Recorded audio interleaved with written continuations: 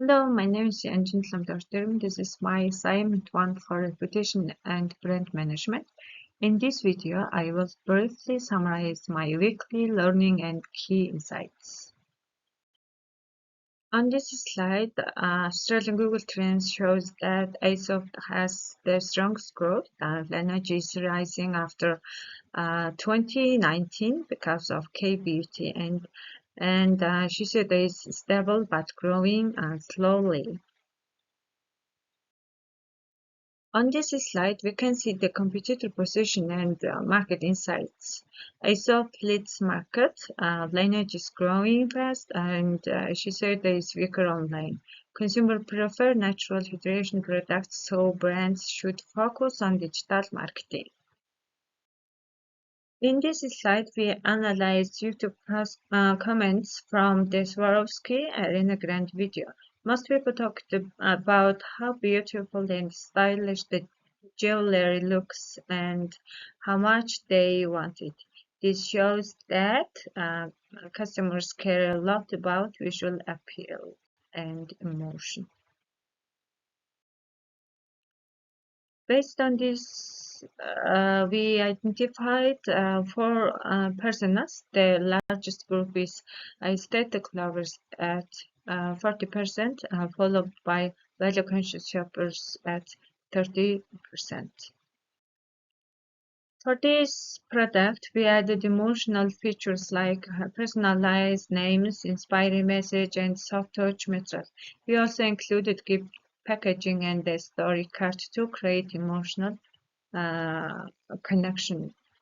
These features make the dermos feel more special and meaningful, not just functional. Our new target customers are adults aged 20 to 45 who want comfort and self-care in their daily life. They are willing to pay more because the product gives emotional support and warmth.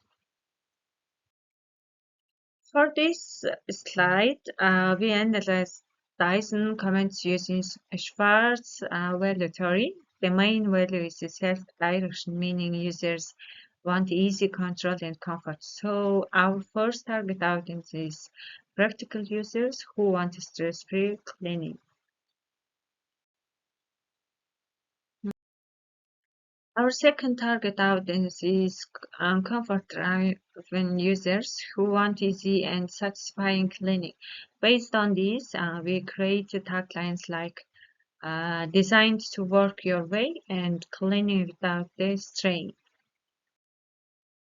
This post is mostly neutral and factual. The neutral score is high and the compound score is only slightly positive. Some words are positive and some are negative, so overall the tone is calm and balanced. This post focuses on feelings and user's experience. The compound score is very high, showing strong positivity.